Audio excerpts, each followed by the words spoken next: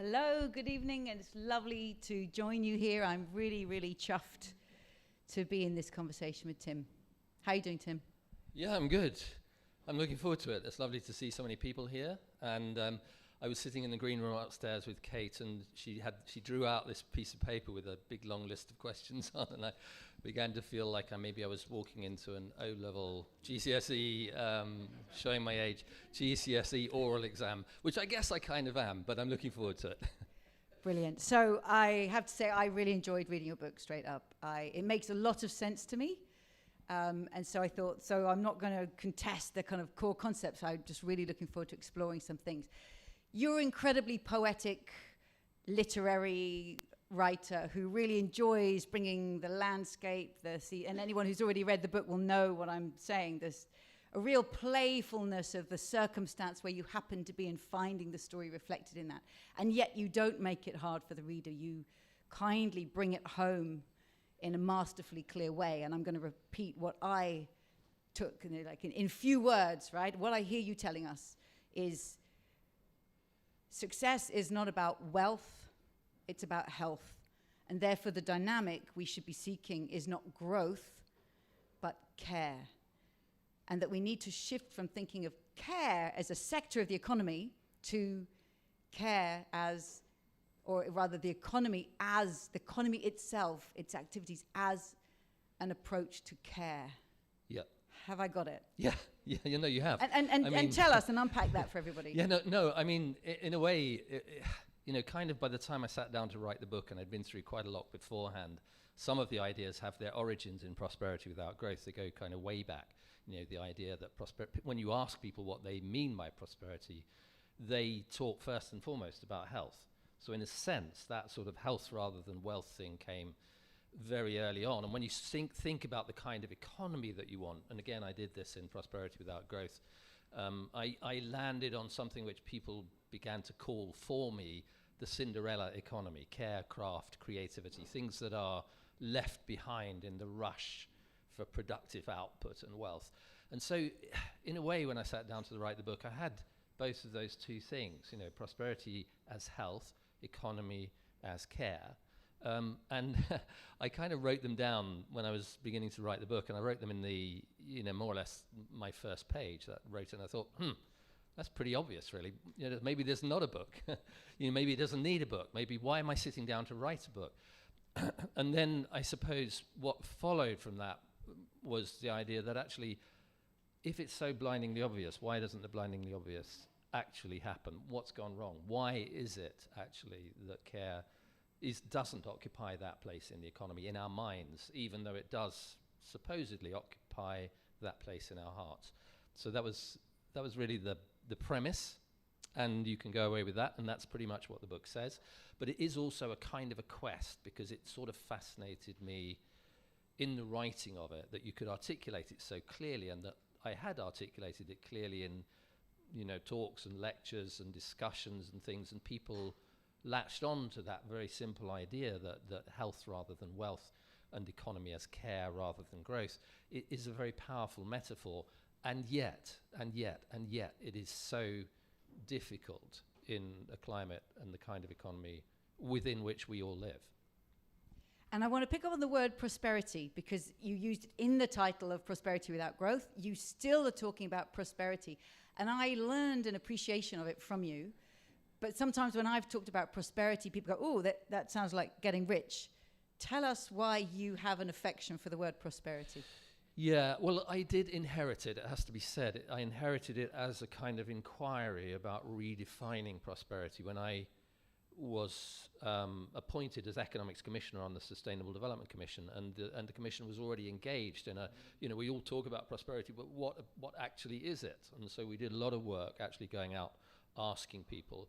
But there's also a sort of etymological fancy for it, because the roots of the word prosperity, prosperes, in accordance with our hopes and expectations, our aspirations. What is it that we want? What is the good life? What is it that we're searching for? And when you begin to ask people those questions, that's when you surface this difference between prosperity as money, income, wealth, the continual growth of the GDP, and this deeper, richer version of what prosperity for ages, for endless time really, has always been, but that we have sort of subverted it. We've cashed it out, quite literally, in a sense, as something which is only to do with money and income. Yeah. And I found that it's hugely helpful. Prosperity, says Tim Jackson, is that which we hope for. So it's all to play for, and don't let it be taken away by financial riches, right? Reclaim it and deepen it. And that's what I sent. That's what you gave me permission to do with that word anyway. Good, thank you.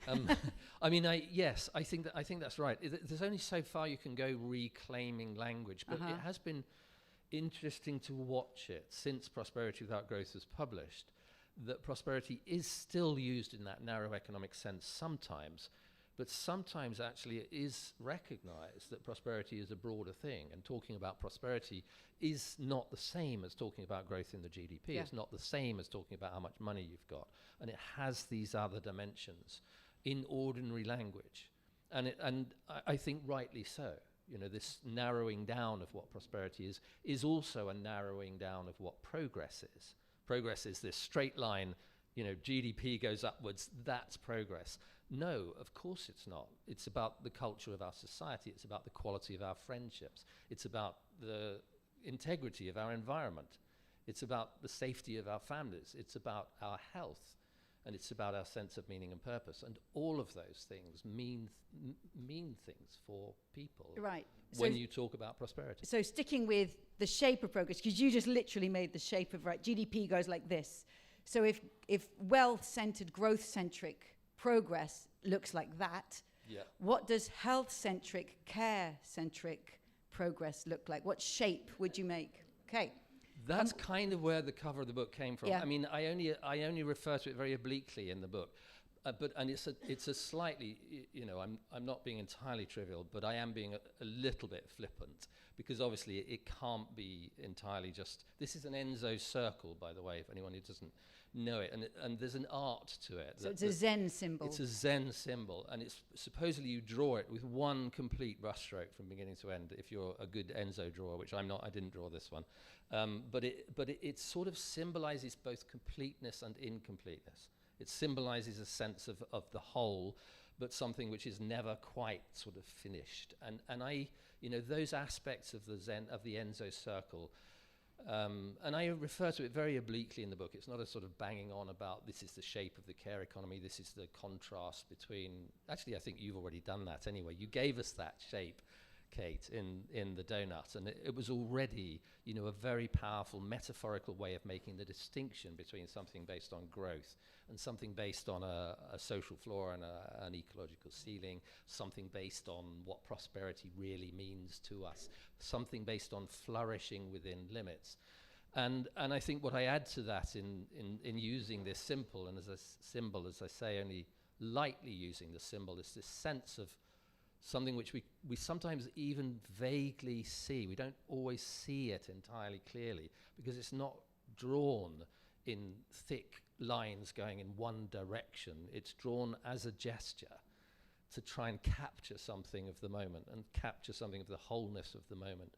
And that, for me, it became a way of symbolizing a lot of the debates that we have to actually revisit because we've visited them through the logic of a lens which is very much about linear lines and going upwards. And right. We have to think differently about progress. And one of the implications of that, of course, is that progress isn't always a straight line forwards. Sometimes you can be going backwards, and you really want to pay attention in the society that you're in case this is one of those moments when you're going backwards rather than forwards.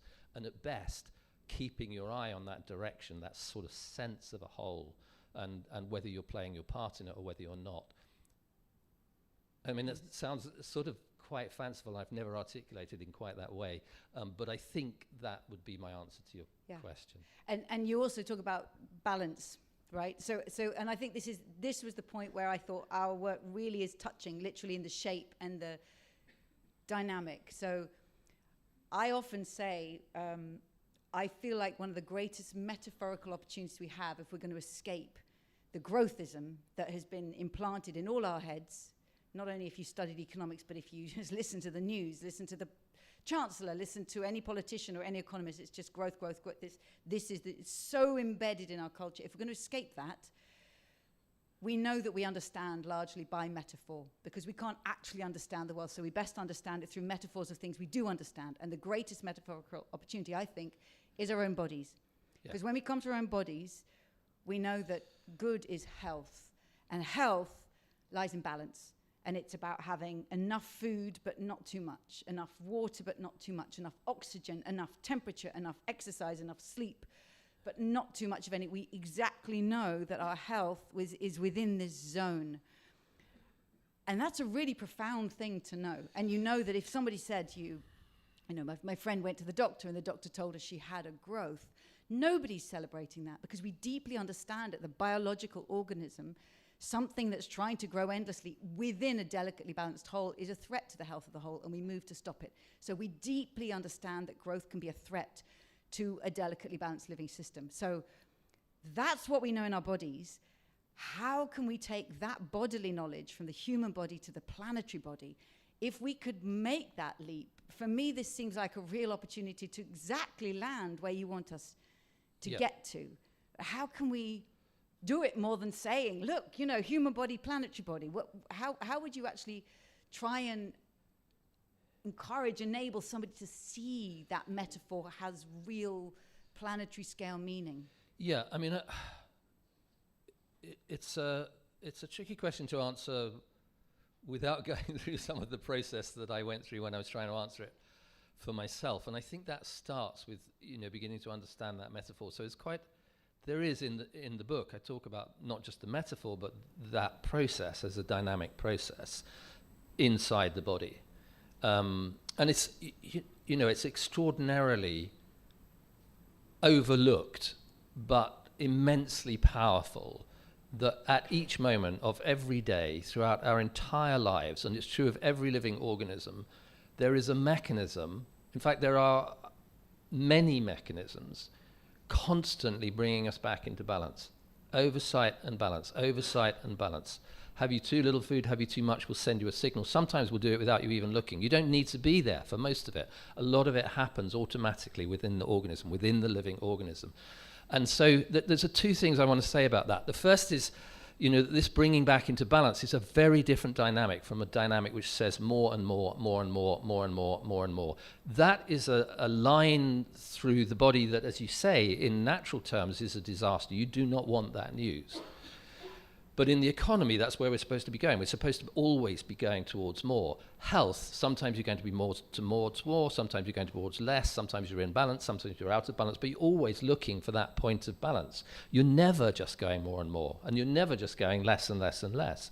You're actually saying this dynamic is about the observation of the point of balance and the return to that point of balance. So that's point one. That's a very different dynamic from the dynamic of growth. And that already allows you to say in the economy, if you are fixated on growth, there is a real danger, not only that you miss the point of balance, but that even if you were to notice that point of balance, you're rushing so fast towards more that you haven't got a hope in hell of stopping and turning around and bringing yourself back into balance. Okay. So there's a very dynamic feature, which is, you can translate that literally back into how we oversee our economies, how we put in mechanisms of balance in the economy, how we look at whether we've got too much, whether we've got too little, too much of what, too little of what, a whole range of things that you might want to look at.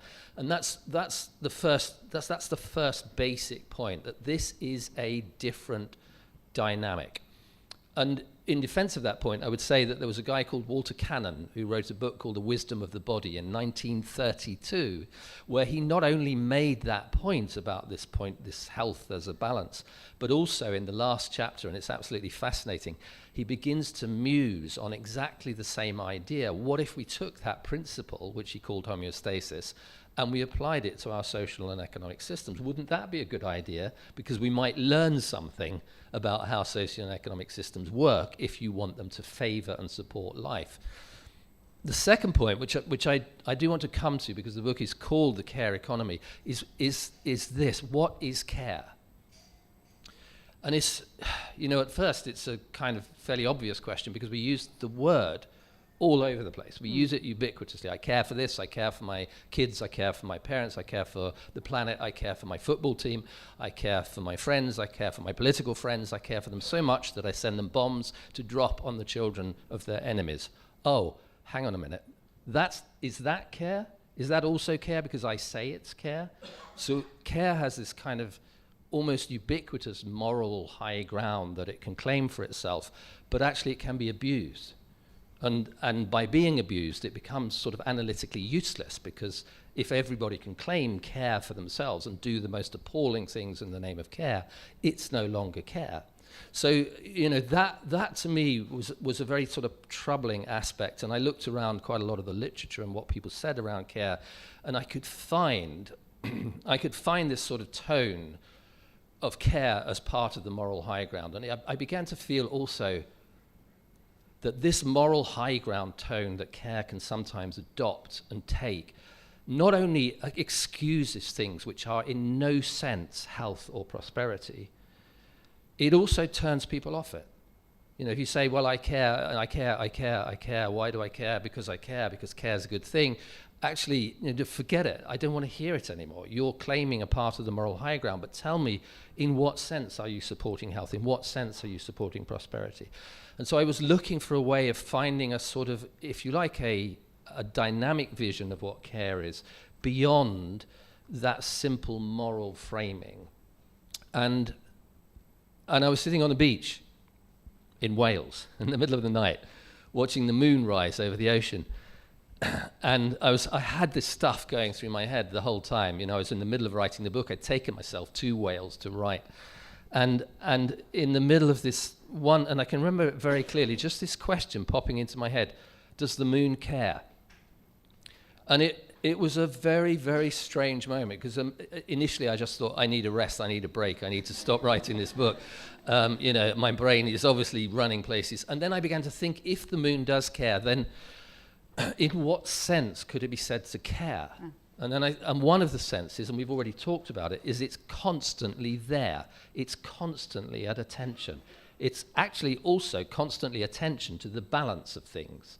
In particular, the balance of the tides, the sea going in and out, that allowed for a range where sometimes the water was there and sometimes the water wasn't there. And that's what allowed our ancestors to crawl out of the ocean and onto the land and become human beings. So yes, the moon cared enough that humanity came into existence. The moon cared enough that interstitial range, as it's called, between the sea and the land, still supports myriads of species.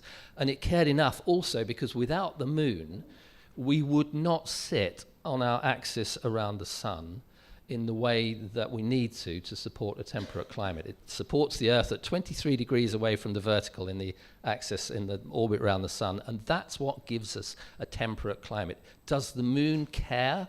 Well, it's there, it's attentive, it's constantly bringing things back into balance.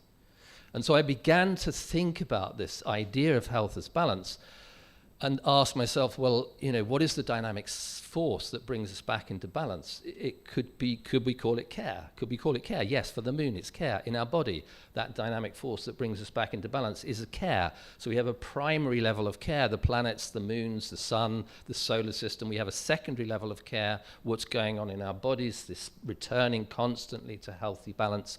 And then we have a third level of care, which is where we've placed this moral high ground, but we can now replace that moral high ground actually with a sense of care as a dynamic force, bringing us back into balance, constantly restoring us back into balance.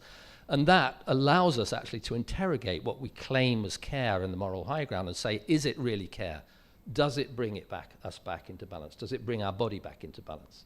Does it bring our society back into balance? Does it bring the planet back into balance? If it does, yes, let's call it care. And that's the principle that I think allows us to move from this position of, care is a very nice thing, and from care as a process in our bodies to care in society as a process of bringing us back into balance. So that makes a lot of somatic sense, and you do it so poetically. And I'm going to make a sharp jolt if I say to you, Tim, I've got an appointment for you tomorrow at number 10. and you can talk to whoever you want to talk to, number 10. Rachel Reeves is ready to have lunch with you. You know, you can go and tell her that the moon cares. And I mean, I'm saying this jokingly because it's such an extraordinarily dissonance between growth, and the profound clarity of what you're saying. If I offer you lunch with Rachel Reeves, and I know you've spoken with many, many politicians, and I've sometimes been there, and he's masterful at it, okay? So do you want to have lunch with Rachel Reeves, or would you say she's too much locked into the current political reality, the daily news feed? It's too far gone. I'd actually rather have lunch with, like, who would you actually most like to have lunch with in the UK political system to have influence over, let's say, the next 5 or 10 years? Where do you actually want to intervene, and who do you want to understand this? Well, I wouldn't say no to Rachel Reeves. I would have lunch with Rachel Reeves, Yeah. and I think I know what I'd say to her. But actually, I had a dream last night about Keir Starmer.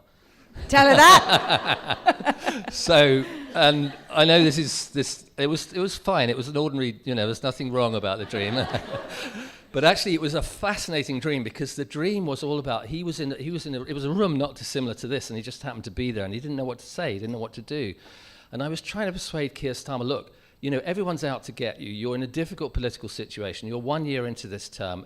Everyone's trying to undermine this Labour government, and you are trying to please everybody. What if you turn around and did the things that you know make sense, that you know are right, and accept that maybe you won't be in government tomorrow, accept that you won't be there, but you will have done something that is and could legitimately be called care, because you're restoring the balance of society rather than playing the games with all the people who are trying to destabilize society and you and this government and, in fact, the planet at the same time.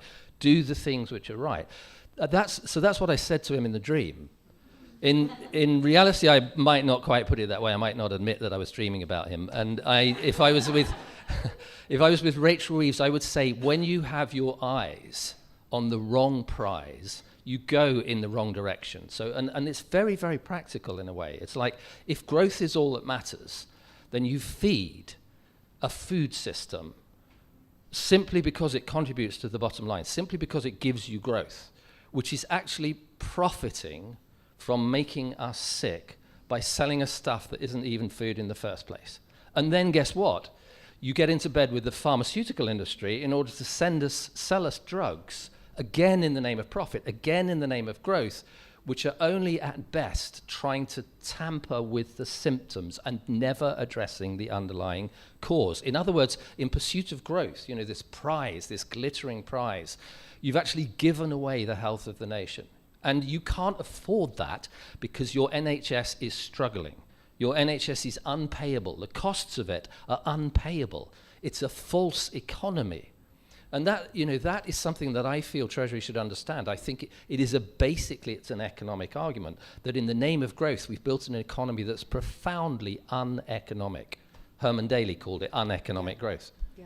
And that's exactly what it is. And you could go, you could do the same with the big tech. We have a mental health crisis, and yet we're not prepared to tame the power of big tech and its influence over our kids.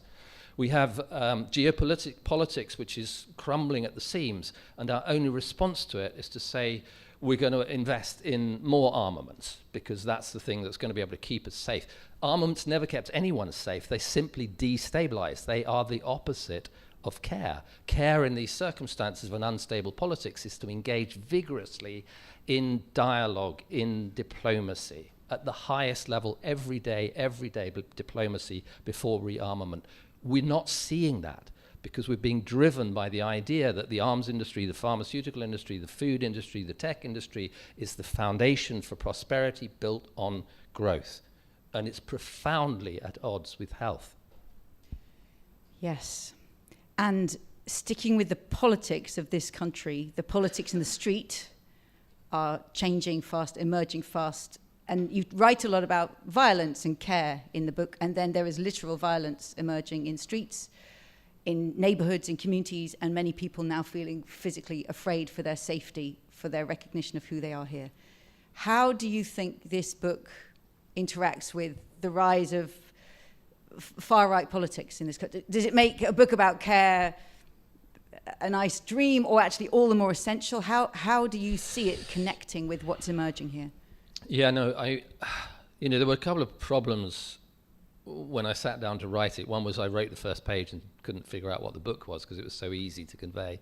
And then another one was, as I began to think more about why it doesn't happen, and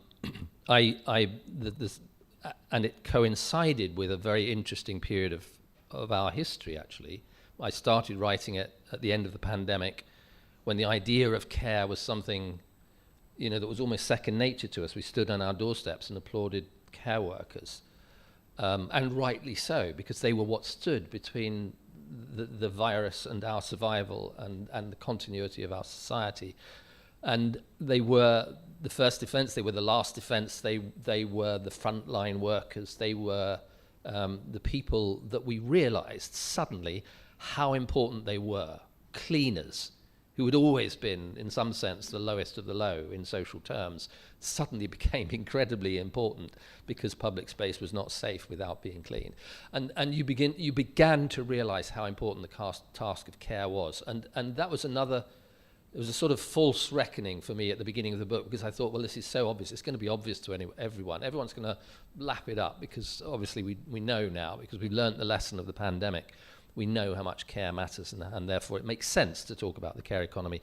In fact, there was a very interesting moment during the Build Back Better stuff that came at the end of the pandemic, and particularly in the US, the Build Back Better bill had an awful lot of money dedicated. Some of it was to climate stuff, and a large portion of it was to care, investing in care. And it was one of those moments where you thought, finally, someone has kind of got it, that actually we need to invest in this stuff. And then in February 2022, Russia invaded Ukraine. And then in 2023, Hamas invaded Israel. And then in the months and years that followed, Israel wreaked their revenge on Gaza and the Gaza Strip. And suddenly we're in a world in which we are being pushed ever closer towards conflict. And the rhetoric of our politicians in that situation is frightening, because it seems to bear no homage. It pays no homage at all to the idea of diplomacy. It pays no homage to the idea of stabilization. It simply talks about ramping up our arms because we've let them go, because we missed that period of the Cold War dividend when we could have made peace with Russia, and it's no longer there, and it's all Putin's fault, and so we have to now rearm because Europe is no longer safe. And this kind of rhetoric, and by the way, we're still going to continue to send arms to Israel, all of it is a very, very different place. And it made me, at a certain point in the writing of the book, think, what's the, why write this book now? Nobody's interested in the care economy. Nobody's interested in care anymore. That moment is gone. We've forgotten the pandemic, and long may it rest in the dust, because we didn't enjoy it. It wasn't fun. Yes, we clapped those people, but a year later, we couldn't afford to give them a decent pay rise to match the cost of living. And then, actually, I almost gave up at one of those points. And then I came across something in a book called by Kathleen Lynch called Care and Capitalism. And she makes a point there which I found very, very profound, which is that you can't talk about care, you can't think about care without understanding care's nemesis, which is violence. That violence is in some sense what continually undermines care. But also, care is potentially the only antidote to violence, and having a meaningful concept of care with which to oppose the destabilization of our society, the violence in our society, the conflict we see around us.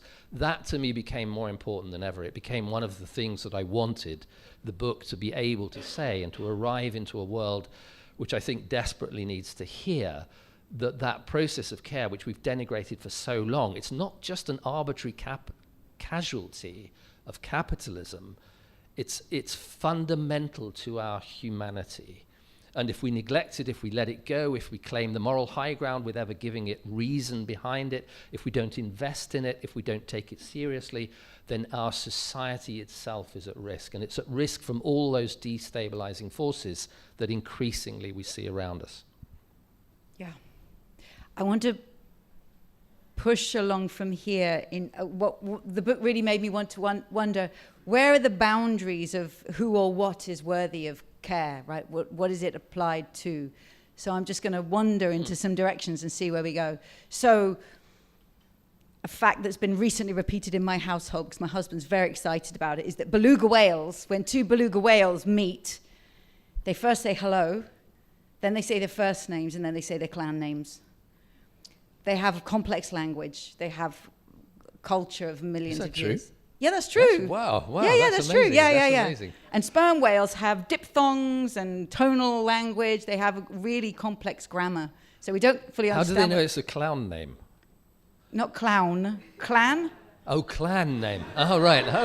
Oh, I thought it's... I nearly sent you home with a really different vision of beluga whale as a clown name. Yeah, clan. Okay. Clan name. Yeah, clan yeah. name. Okay. Got it. You're coming back? Okay. Sorry, Kate. Let's go. Okay. So they have complex language and complex relations. So by the time we say, actually, animals are sentient, they have relationships, they have feelings, they have consciousness, they have language, they have... So, by the way, trees do too. So, right, if whatever the criteria are for who or what is worthy of care starts to expand, so does your concept of care apply not just to the human world, but to all the sentient beings of the living world? And what are the consequences of embracing all of that? You've got the moon in there. Yeah. Yeah? So yes, in a sense, I've stretched right from, if it's a stretch, from humanity to the moon, to the inanimate objects, to human society, at least. But it's also clear that concept of care, if I'm in the way that I'm talking about it, every living organism, it's a fundamental organizing principle for every living organism, and possibly for some that aren't living in ways that we don't quite understand. It is a principle that creates the possibilities of life. And so yes, I mean, I'm not quite sure what you're asking me. I suspect you might be going in a direction which I don't want to go. I'm not trying to catch you or anything. I'm just genuinely interested. I don't know the answer to all of it. Yeah. And this bit, which does puzzle me, which I don't know the answer to, is when it comes to a trade-off, because you kind of mentioned that. If it's about a trade-off between, I don't know, the beluga whales and people sailing boats through the Mediterranean, who's in the right there? Or if it's a trade-off between the animals that we nurture on our farms in order to feed human beings, who's in the right there? Where does care stop, begin, and end? And to be honest, I think those are incredibly difficult questions. But I do think that principle of care as a dynamic restoration towards balance is one that allows us to think through those different care relationships. It allows us to think through the different levels of species. It allows us to think through our relationship to other species. It allows us to think about our relationship to each other. It allows us to think about our relationship to the planet as a whole.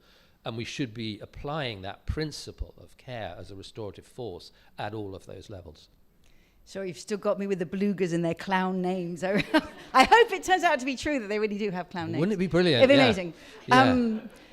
Yes, and I'm not trying to, how could care literally be the solution to mediating between all those things? I have the exact same dilemma with the donut, right? We want to meet the needs of all people. Who doesn't want to do that? We want to live within the means of the living planet. Who doesn't want to do that? How you can do that at the same time? Housing, right. Timber for housing, trees for forest.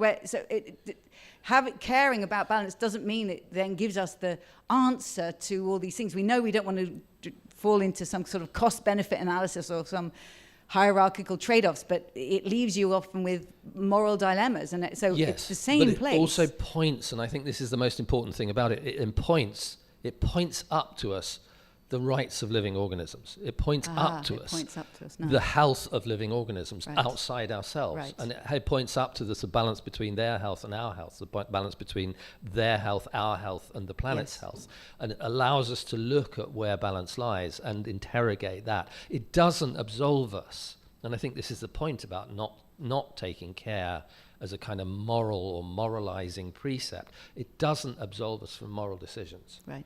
I love that. It points them up to us. So you could say that we establish human rights and therefore all humans are worthy of care. But if we see the rest of the living world as resource, then we just extract for our care. And this says, sorry, folks, actually the boundaries of care are wider. Yeah. There's more to care about. It's more complex, yes. So I'm going to push further because we were talking about all living organisms.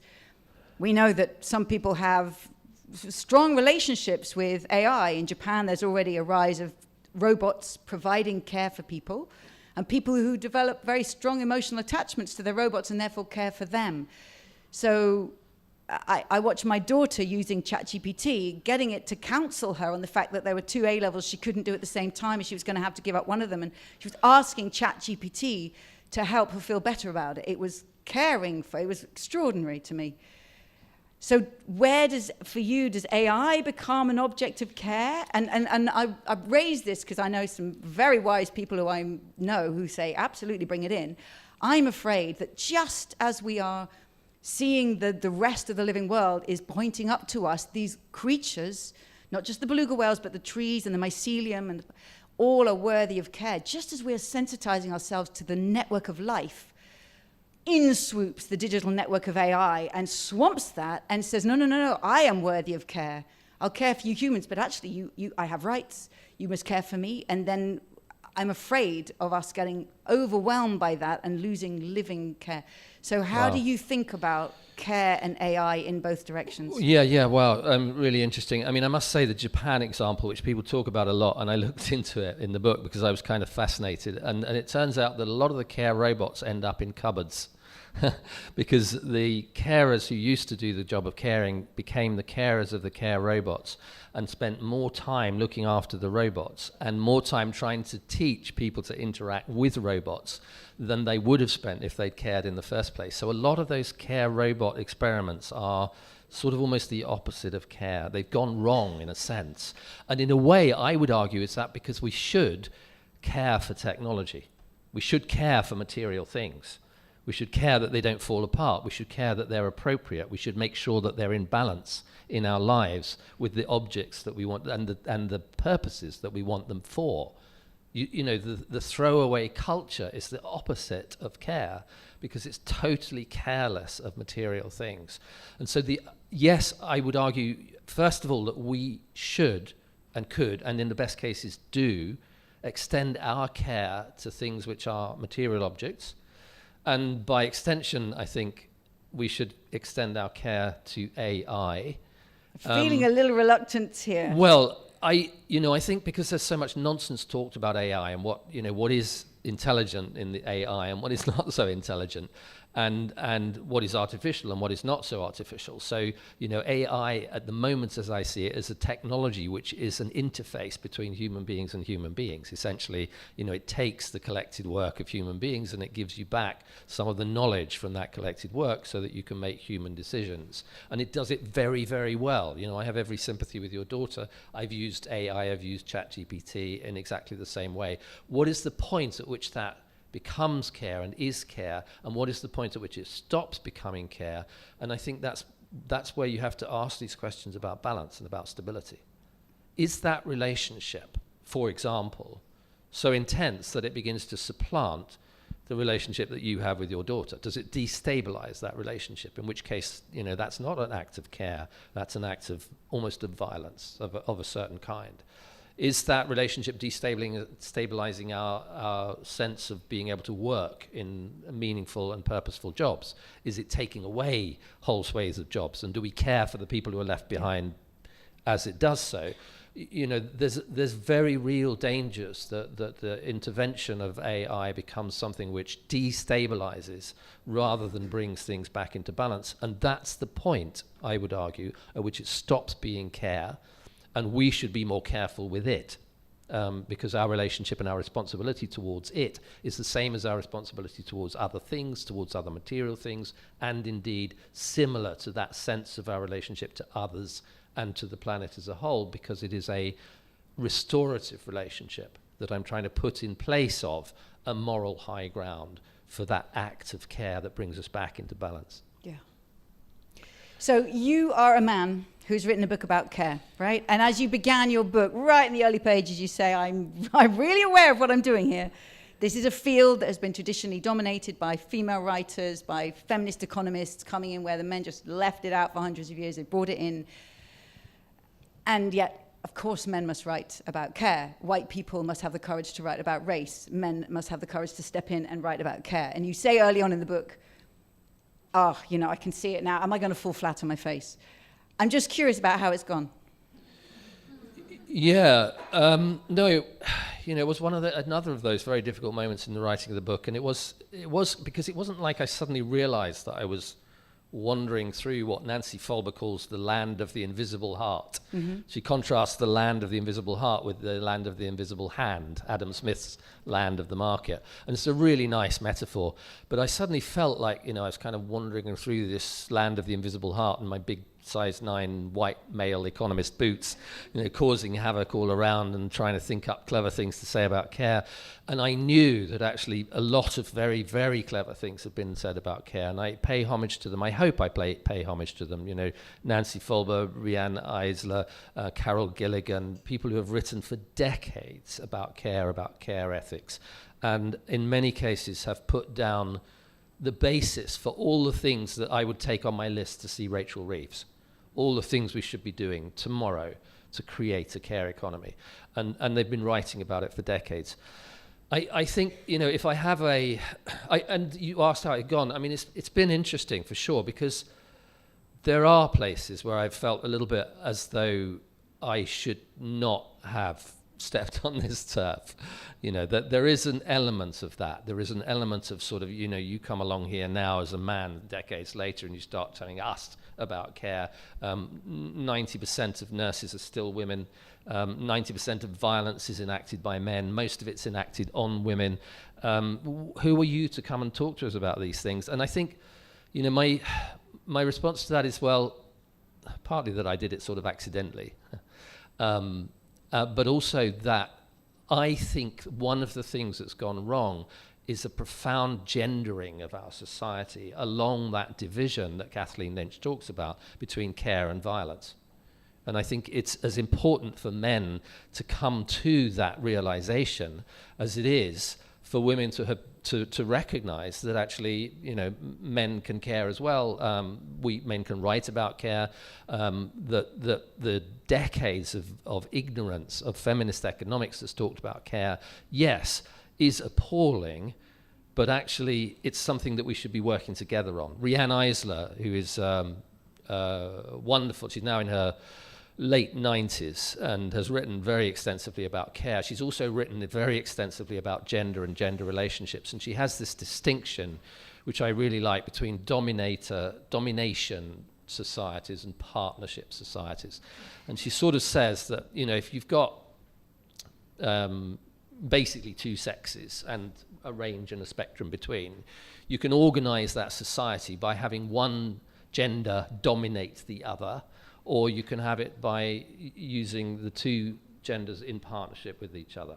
And her whole life really has been spent talking about and giving evidence base to an ethic which is built around that idea of partnership, that we don't gender out society so that one people cares and the other is trained in violence. We don't condition our little boys to run around with guns and our little girls to run around with nurses' uniforms. That we don't continually force women into care and men out of care and men into violence. That there's a problem there that society just has not solved, or at least it thought it solved it by creating that gender division and pushing the boys into violence and the girls into care and telling boys they shouldn't care, telling girls that they have to care. And both of those things are a form of violence, actually, because you don't allow either gender, any gender, a legitimate right of expression of its own values.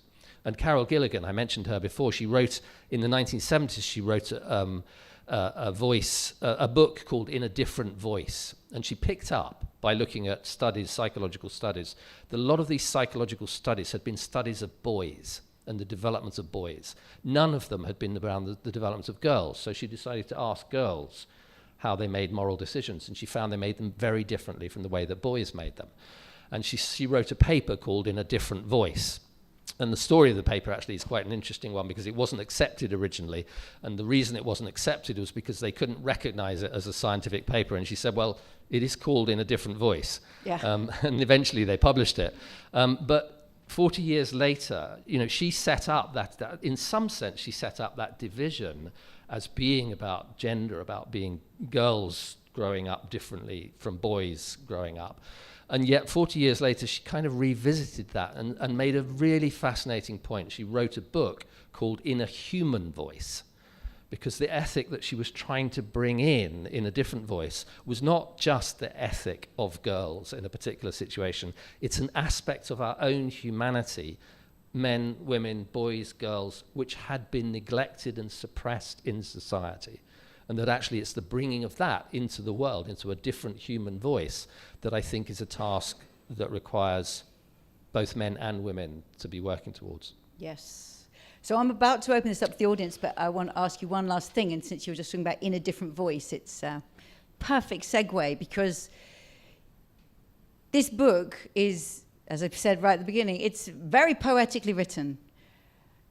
You're not afraid to reflect on Rodin's sculptures or the ripples of the sea or the moon, and absolutely embracing literary form.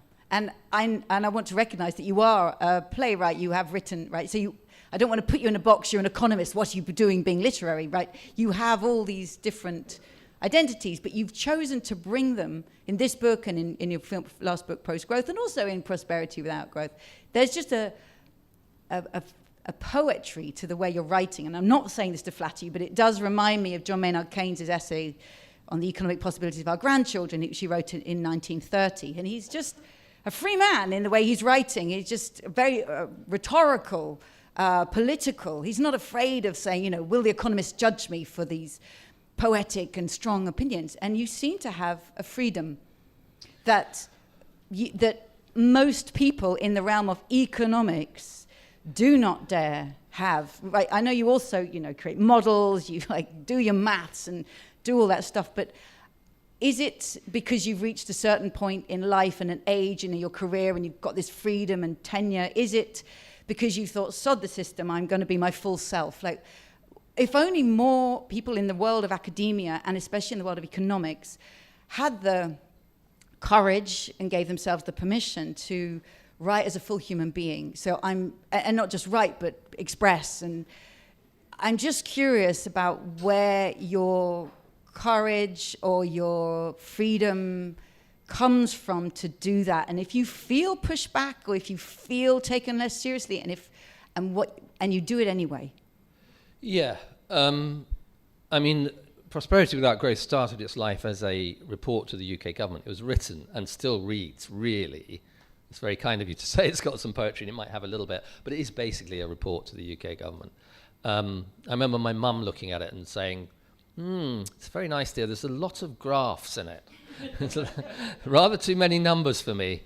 And actually, when I sat down to write Post-Growth, that comment was sort of ringing in my ears. And in Prosperity Without Growth, you write about the iron cage of consumerism. I mean, that's not a very governmental phrase, right? You were already pushing there. I was pushing the boundaries. Form. I was pushing the boundaries there. And I guess what I've done is allowed myself to push those boundaries more and more. And I think I don't do it with impunity, to be honest, because there will be people who won't take this seriously because of the way that it's written. And many of them might well be economists. Mm-hmm.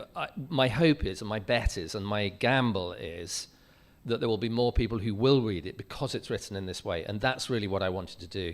And ultimately also, because the subject matter proved to me so tricky to get through and to get into and to navigate all those things we've talked about, in the end I had to say to myself, I'm not going to write this book unless I can write it in a way that appeals to me, that is true to my own literary form, that doesn't obey the language of the economists or the economic models, that isn't scientific in that narrow sense of science, that isn't academic, that I don't have to put through peer review in the way that I would with a paper about economic models for dynamic equilibrium or whatever.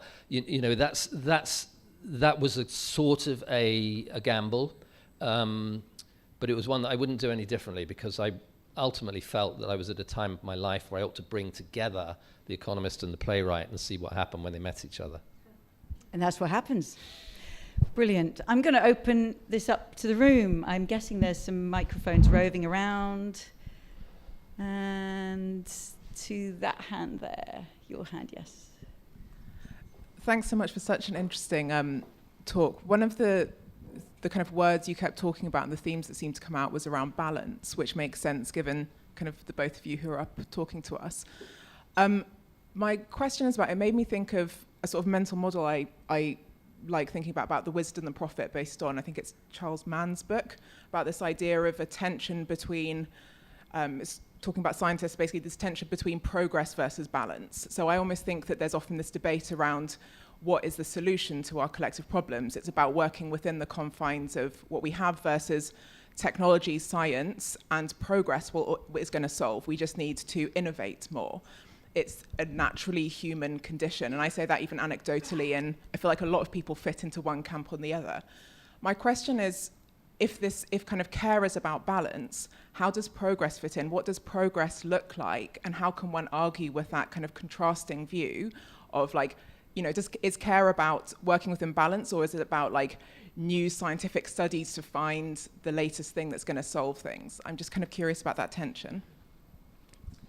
Yeah, it's a really good question, and I don't know that I fully. I hint towards a sort of deeper answer to it in the book, which is asks the question more: what do we think of as progress? What is progress really? And you can think of it obviously in material terms. You can think of it in economic terms. You can think of it in terms of the long arc of the moral universe. You can think of it in terms of spiritual progress. You can think of progress in all sorts of ways, and societies at various points have tried to think and rethink about progress. We live in one at the moment which thinks about progress very much in material and in economic terms, and that's a part of the problem that we face. So we definitely have to rethink that. What I guess I would say is that, you know, in relation to those two perspectives that you sketched, and I think this is really true, is that there's some people who kind of think, yeah, we've got to stay within our limits. Limits really bound us. We've got to make sure we don't transgress anything. And there's a sort of, the opposite of that is a frontier mindset, which is you push beyond limits. Of course you go beyond your limits. You know, you're at the frontier unless you actually extend, dig deep, drive forwards. And you sort of see this actually very much in, you know, the US and in the way in which the personality of politicians works in the US is this frontier mentality versus let's stay within our limits and be really careful about where we are and everything. And I think the way out of that is to recognize reality of limits. There are some things which are limited, and they tend to be material and energetic in terms, rather than things which are unlimited, which are our ingenuity, our creativity, our vision, our sense of moral progress, our sense of relationship to each other, many things which are unlimited. And that therefore, you know, rather than rejecting the idea of limits as being some sort of suppression of the human spirit, we see limits as the gateway to the limitless. We see what is around us, even our own finite nature, the fact that we live only for a short time on Earth and then we're gone, is a kind of a limit. But instead of constantly battling against that, we see what is unlimited within that limited horizon, and what's unlimited within the limited planetary boundaries that we know so well from the work of Kate and others. And that's a perspective which I think cuts across that divide between people who sort of say, well, we've got to take all these limits absolutely seriously, and they've got to limit everything, and we've got to put bounds on everything, and those who don't have any respect at all for limits. And in some sense, maybe that is a vision of what progress could be. It could be distinguishing what is limitless from what is limited as a part of the human journey. Great. Yes.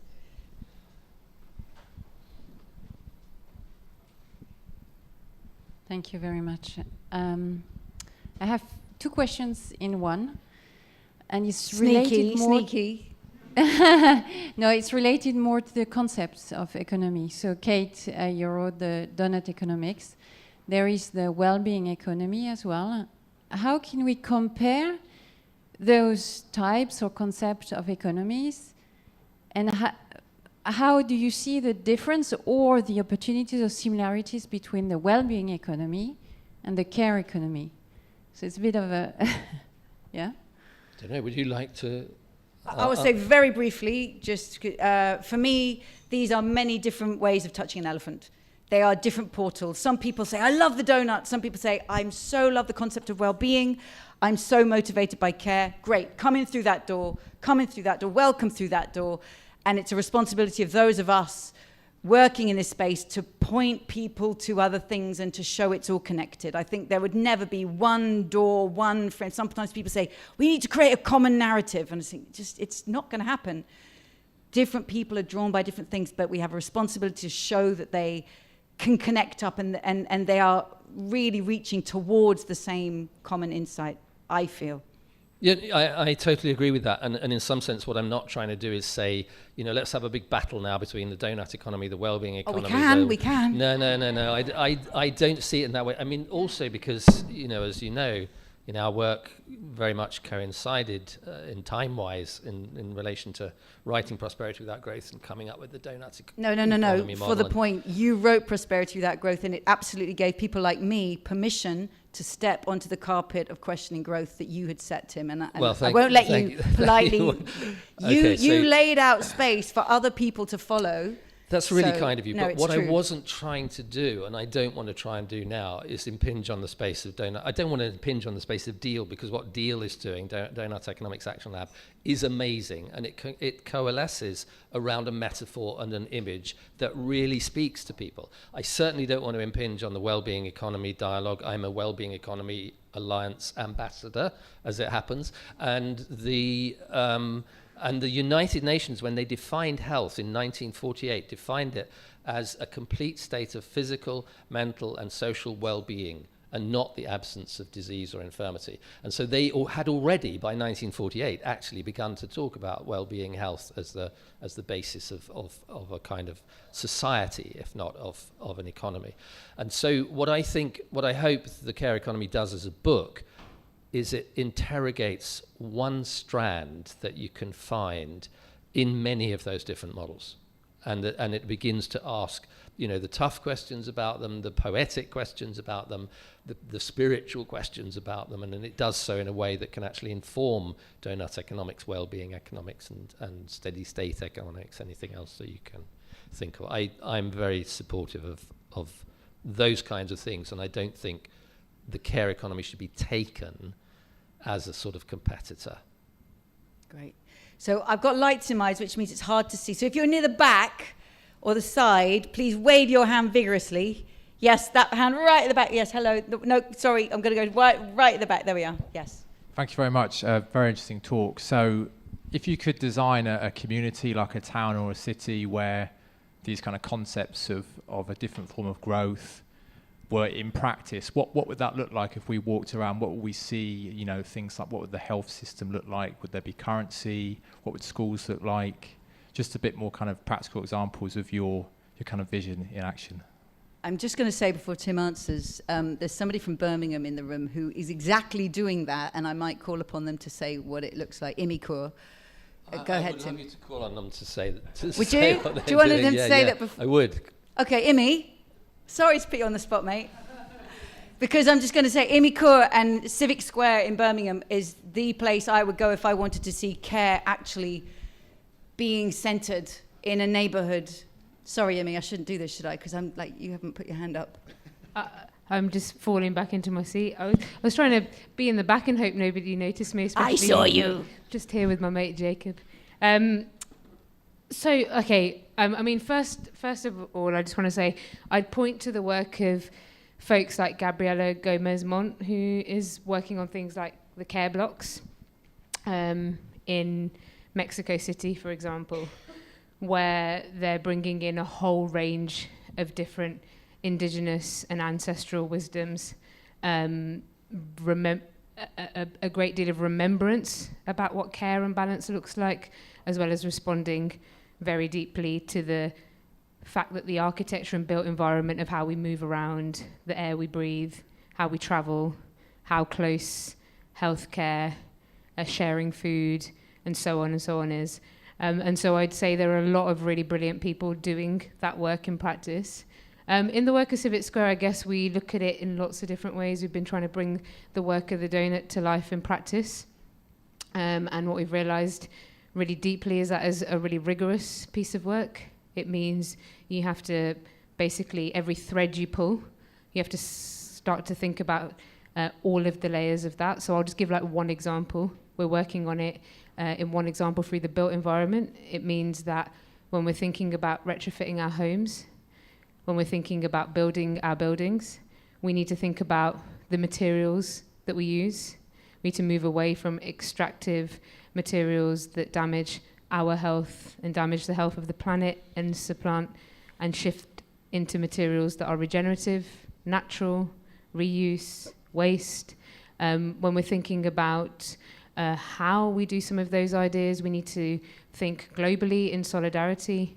Are the heat pumps and the solar that we're using extracting vast amounts of minerals from Sudan or the DRC?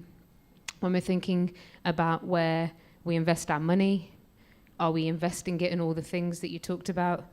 Are we taking forward the bombing of children in Palestine, or are we disinvesting in making those models profitable?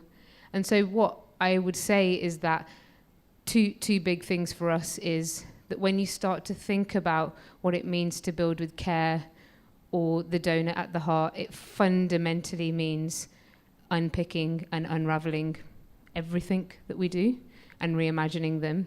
But in the work we're trying to do, we think this, like you said, these limits and these questions are a portal into the limitlessness of our human capacity, our imagination, the beautiful, abundant visions and imaginations that exist in our neighbours and in our communities. And that's what we're trying to model at Civic Square. But I think what's really, really important is to remember that quite often we've really fundamentally infantilized that knowledge, that inbuilt wisdom, that remembrance. And so we're also really trying to resurface the ancestral wisdoms that were often completely shut down by colonization and imperialism and so on and so on.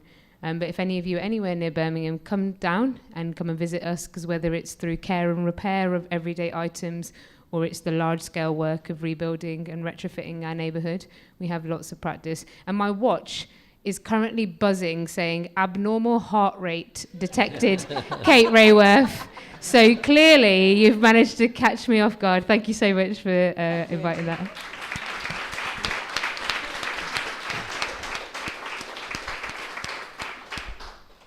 I don't really want to say anything more than that. I mean, I think there are lots of lovely examples at the local level of people doing things like that, and thank you, Imi, for that insight into what you're doing.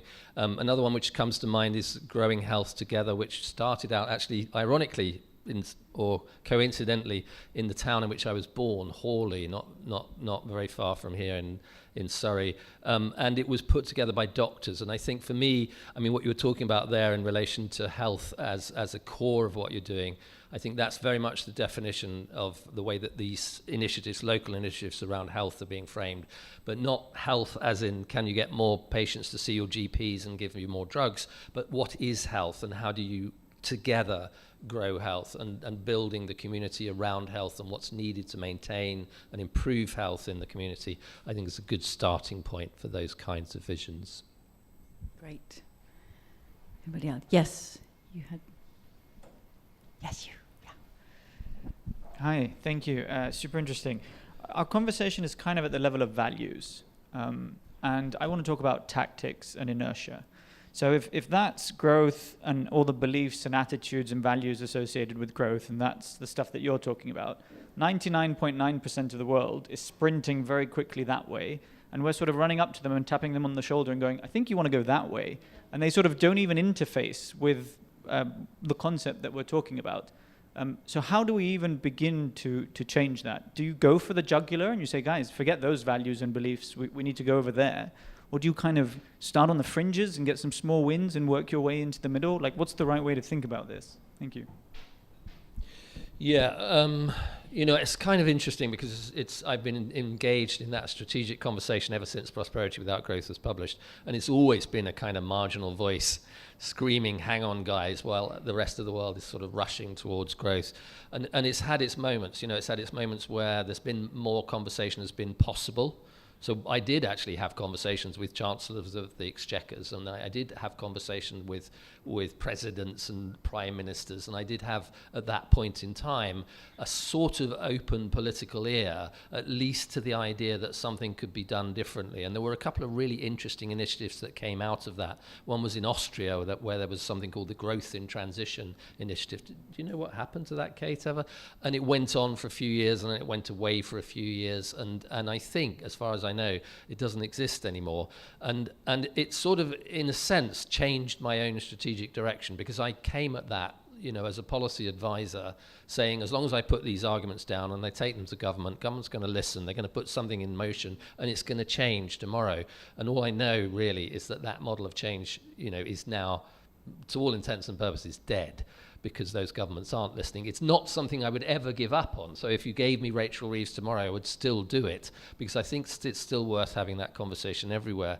But in a sense, the difference between prosperity without growth and the care economy was understanding that the argument had to reach people in different ways. It had to reach them through story and narrative and metaphor, and almost subtly, without them being aware that it was reaching them. And to some extent, it had to partner with the arts and creativity, because those are places where you can visualize a different kind of future with a different freedom than you have as an economist. And again, it's a model of change, if you like, that I sort of am gambling on the idea that if you put these ideas into a form that people can understand and follow and go along with and ascribe to, then you can somehow in the long run engender change. But I accept, what you say is a challenge, that there is no obvious space in which to make this heard at the moment. And yet, and this was a point that sort of Kate made earlier, there has never been a time, certainly in my lifetime, where it's been more necessary to make those points. Yeah. Can I jump in on that? Because this tactic question really matters. So at Donut Economics Action Lab, we exist to work with pioneers who actually want to start putting it into practice. So rather than trying to convince anybody, we just work with towns and cities and local governments that say, this looks like what we want to do. So there's over 50 towns, cities, local governments around the world that have already put donut economics at the heart of their strategies, their goals, their processes. And for me, the most powerful form of advocacy is to say to any other town or city, oh, look at them. It's not me saying it. It's just like, oh, look, what Amsterdam did, or what Ipoh did, or what Grenoble did, or it's the power of peer-to-peer inspiration. Somebody like yourself who's doing something that you thought was impossible or mad, but they're already doing it. And so that's our tactic, and I don't know if it works. We're trying it. That's what we're putting ourselves behind. So how can we raise up what's already happening? Or communities, go, wow, look what they're doing in Birmingham. Wow, could we do that? So persuasion by the powerful example of the example that already exists. It's a long game. Let's see where it gets to. Yes. One more question. Yes, you here. Yeah. Hi. Thank you very much. I really like the idea, obviously, of care as a return to balance. But I wonder, at a society level, what does that mean? Because return to balance make it sounds like a monolithic concept, whereas obviously it's quite tricky with, like, how do you account for diversity while finding balance? And do you think that the elements in society that are pushing us away from balance, are they doing it on purpose, or are they chasing their own kind of balance? Whoa, that is... as for our last question, that's a very deep question. It goes quite a long way into one of the tricky subject matters in the book, which is that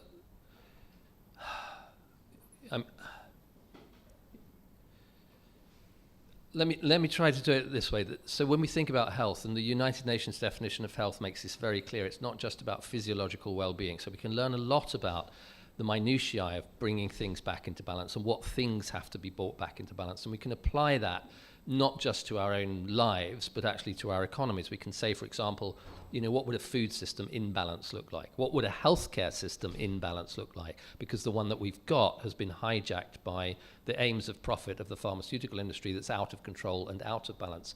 So that's a really important part of it. But the definition of well-being, of that complete state of well-being, included psychological well-being. So psychological health, what we might call symbolic health, is also a critical component of what we mean by health and what we mean by well-being. And it seems to me that there we're kind of drawn, and this is the way that I brought it, because there's a danger there. If you say, well, you know, my psychological well-being is what I'm aiming for, and my psychological well-being depends on me feeling important enough, or me having, you know, the right status, or enough meaning and purpose in my life, or enough things in my life, you can very quickly be drawn into a kind of a competitive race, not just for all the things that give you that sense of psychological well-being, but actually all the resources that you need from other people in order to do that. And that actually is pushing society out of balance. The interesting thing is, and I think this is where this restorative aspect of care comes in, you know, two interesting things. The first is, if you allow that, if you allow symbolic health through status, therefore you need reputation. In order to achieve reputation, you need more stuff, you need to accumulate more stuff. You're right back at the growth-based economy, and you're back at an economy that's inevitably competing over scarce resources and therefore driven towards conflict. So not only have you collapsed the care economy into the growth economy, you're in danger of actually it becoming the same thing as the economy that's rushing towards conflict.